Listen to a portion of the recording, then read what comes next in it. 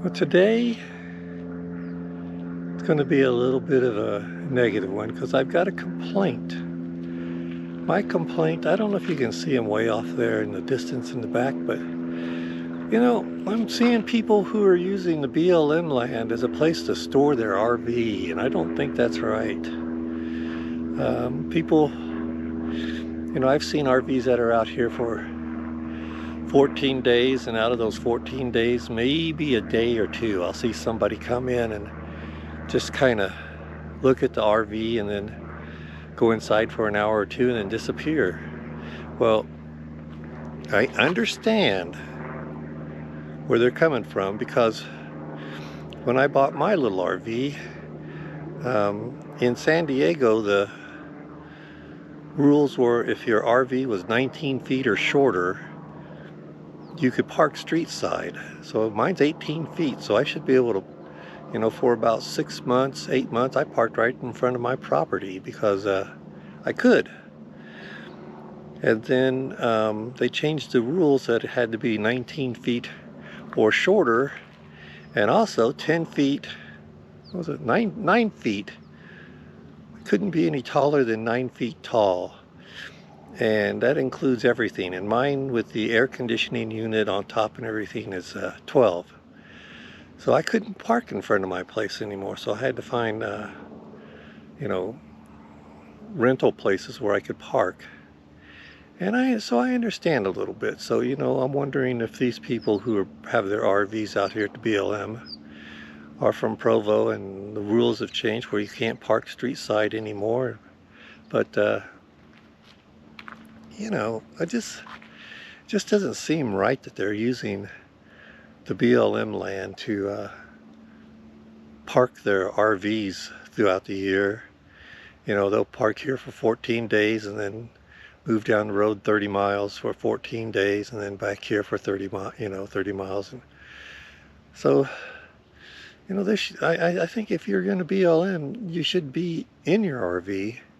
And what made this particular guy back here even worse is not only do they have their RV there, they've got a little tiny pen, and in it looks like a husky or a German shepherd or some big dog that they put like a bag of food and a big old tank of water, and they're leaving their dog there too, which, like last night, that poor dog, he didn't bark all night, he just whined. He was miserable. So, I feel bad for the dog because it's a big dog and they just come maybe twice a week to clean out the cage, clean all the poop out and everything like that, and maybe take it for a little walk. But gee, it's an animal. It shouldn't be like that. It shouldn't, I don't know. But he was up all night last night just moaning. Wasn't barking. He just like that. He's miserable. And there's nobody there to take care of it. And it makes the rest of us not able to sleep. So, think twice. For those of you thinking about getting an RV just to vacation, and the average RV owner, I think they said, uses the RV maybe 3 weeks out of the year. Think about where you're going to put that thing when you're not in it. Are you willing to pay to have it be in a storage area, which is the right thing to do, because RV storage, they can do things like cover it and do all kinds of stuff to help preserve it.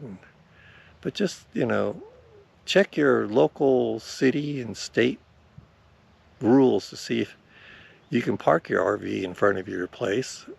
Some places won't even let you park it in your own parking lot or on your own property. So those of you who haven't gotten one, that's something to look into. Like, can you park your own RV in your yard? Can you park it in your own driveway? Some places are yes, some places are no. So check into that. It is something that, you might get an unexpected, ooh, I got to put this in a RV parking place, and it's going to cost me extra money just to store it. So another thing to look into. But please, whatever you do, don't use BLM land as a place to store your RV for the year. And on top of that, please don't store your dog along with your RV. That's criminal. So that was my little Debbie Downer for today. But you know, before you get an RV, think about where you're going to put that thing when you're not using it. All right? I'll keep posting. Sorry, this one was a little bit of a bummer, but I didn't get much sleep last night at all. That poor dog. But I'll keep posting if you keep watching. Thanks a lot. Bye.